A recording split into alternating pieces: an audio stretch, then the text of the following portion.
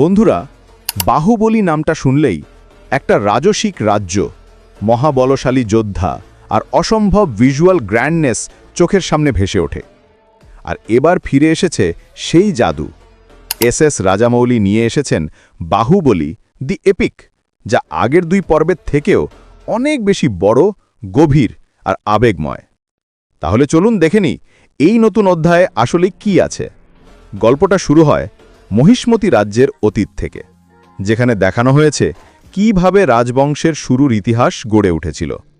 একদিকে রাজনীতি, ক্ষমতা আর বিশ্বাসঘাতকতা, অন্যদিকে ভালোবাসা, ত্যাগ আর ন্যায়বোধ।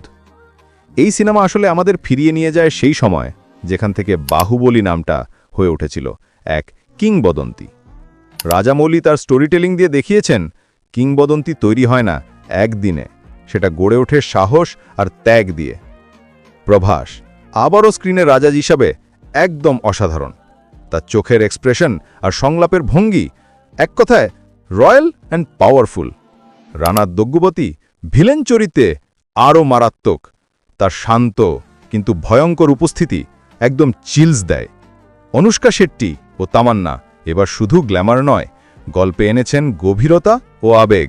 আর রামনিয়া কৃষ্ণন তার চরিত্র রাজমাতা হিসেবে যেন আবারও এক ক্লাসিক শক্তি। ভিএফএক্স, সেট ডিজাইন আর সিনেমাটোগ্রাফি এক কথায় হলিউড লেভেল। যুদ্ধের দৃশ্যগুলো দেখে মনে হয় আপনি যেন মহিষ্মতির প্রাসাদেই বসে আছেন। কিলোগানির ব্যাকগ্রাউন্ড মিউজিক সিনেমার প্রতিটা মুহূর্তে উত্তেজনা বাড়িয়ে দিয়েছে। আর লাইটিং, কালার টোন আর ক্যামেরার মুভমেন্ট, প্রতিটা ফ্রেম যেন একটা পেইন্টিং। যেখানে আগের দুই পর্বে অ্যাকশন ছিল মূল আকর্ষণ, এবার আবেগে এই সিনেমার হৃদয়। বাহুবলী শুধু রাজা নয়, এখানে সে এক মানবিক যোদ্ধা, যে নিজের মানুষদের ভালোবাসার জন্য সব কিছু ত্যাগ করতে রাজি। শেষের 20 মিনিটে দর্শকদের চোখে জল এনে দেবে, গ্যারান্টিড গুজবাম্পস। বাহুবলী দি এপিক হল এমন একটা সিনেমা যা ভারতীয় সিনেমার ইতিহাসে আর একটা মাইল ফলক হয়ে থাকবে। এখানে আছে রাজনীতি, ত্যাগ, যুদ্ধ আর মানবিকতার সুন্দর মিশ্রণ। রাজামৌলি আবারও প্রমাণ করেছেন তিনিই ভারতের সবচেয়ে বড় গল্পকার।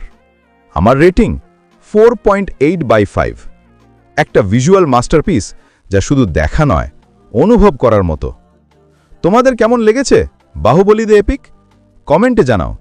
ভিডিও ভালো লাগলে একটা লাইক দিও, চ্যানেলটা সাবস্ক্রাইব করো আর শেয়ার করো তোমার বন্ধুদের সাথে।